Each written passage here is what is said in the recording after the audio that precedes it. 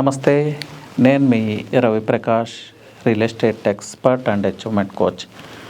Welcome back to 3TV real estate. Revanth Reddy గారి government వచ్చిన తర్వాత మీ అందరికీ తెలిసిందే, అప్రూవల్స్ అన్నీ ఆపేయటం జరిగింది. అవి ప్లాటింగ్ వెంచర్స్ కావచ్చు, లేదంటే కన్స్ట్రక్షన్ రిలేటెడ్ వెంచర్స్ కూడా అప్రూవల్స్ ఆపివేయటం జరిగింది. దానికి చాలా రీజన్స్ అండి. లాస్ట్ రియల్ ఎస్టేట్ ఫ్రెండ్లీగా ఉండటం వల్ల గవర్నమెంట్ దాన్ని కొంత మిస్యూజ్ చేయటం, నామ్స్ను వైలేట్ చేయటం, ఇవన్నీ జరిగినాయి. సో ఇదంతా ఇంటర్నల్ మ్యాటర్.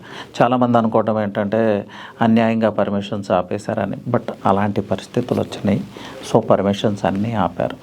సో వాటినన్నిటినీ అగైన్ ఆ రూల్స్ చేంజ్ చేసుకుంటా వచ్చారు. కొద్ది కాలం పాటు ఇప్పుడు కన్స్ట్రక్షన్ ఏదన్నా చేయాలంటే హైడ్రా నుంచి కూడా నో అబ్జెక్షన్ సర్టిఫికేట్ కావాల్సి వస్తుందేమో అని మార్కెట్లో చాలా ప్రచారం. నో అండి, అలాంటిది ఏమీ లేదు. ఇంకా చెప్పాలంటే చాలా లిబరలైజ్ చేశారు. ఇప్పుడు బిల్డ్ నౌ అనే యాప్ని తీసుకొస్తున్నారు, అది కూడా బ్లాక్ చైన్ టెక్నాలజీతో.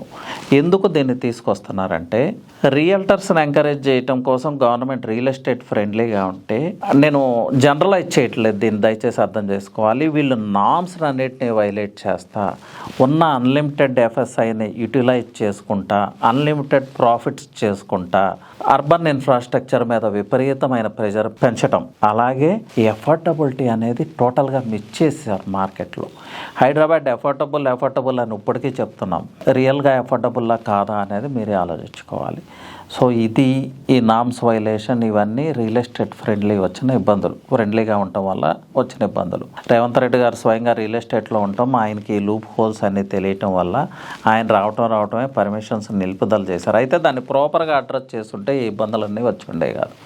సో దాని మీద వర్క్ చేసి బ్లాక్ చైన్ టెక్నాలజీతో బిల్డ్ నౌ అనే యాప్ని చాలా ఈజీగా పర్మిషన్స్ ఇచ్చేలాగా ఫ్రేమ్ చేశారు. బట్ దీనిలో ఉన్నది ఏంటంటే ఒకసారి ఎంటర్ చేసిన డేటాని ఈజీగా చేంజ్ చేయలేరు, అదే బ్లాక్ చైన్ టెక్నాలజీ. సో నామ్స్ని వైలేట్ చేయటం కష్టం. మీరు ప్రజెంట్ చేసే డేటాని ఇష్టానుసారం మార్చి నామ్స్ అన్నీ పూర్తి చేయకుండా పర్మిషన్స్ తీసుకోవటం కష్టం. ప్రాపర్గా ఉంటే ఈజీగా పర్మిషన్స్ వస్తాయి, అదే ప్రాపర్గా లేకపోతే పర్మిషన్స్ రావటం చాలా టఫ్ అవుతుంది.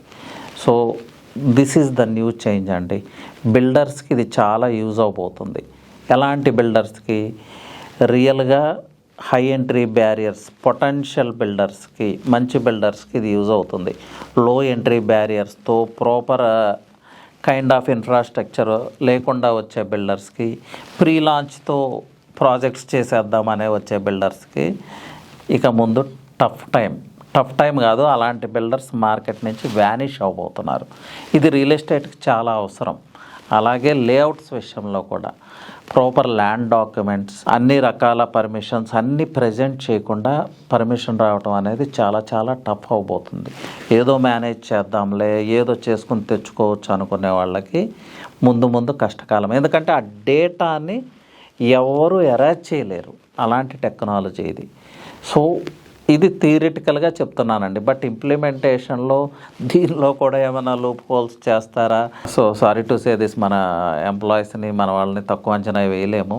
దీనిలో కూడా బ్యాక్ డోర్ అవకాశాలు ఏమైనా కల్పిస్తే చేయగలిగింది ఏం లేదు, but it's a good step. Hyderabad real estate మళ్ళీ పాజిటివ్ మోడ్లోకి రావడానికి కూడా ఇది ఉపయోగపడుతుంది. అలాగే హైడ్రా పర్మిషన్ కావాలేమో, ఎన్ఓసి కావాలేమో అని ఇప్పటివరకు ఇన్వెస్టర్స్ భయపడతా ఉన్నారు. అలాంటి భయాలు ఏమీ అవసరం లేదండి. ప్రాపర్ ఇన్వెంటరీలోనే మీరు ఇన్వెస్ట్ చేసుకునే అవకాశాలు పెరిగినాయి అనే చెప్పొచ్చు. But let's wait and see అండి, ఇది ఎలా ఇంప్లిమెంట్ చేస్తారని మనం ఒక 4-5 మంత్స్ చూస్తే కానీ మనం ఎగ్జాక్ట్గా మంచి జరిగిందని చెప్పలేము.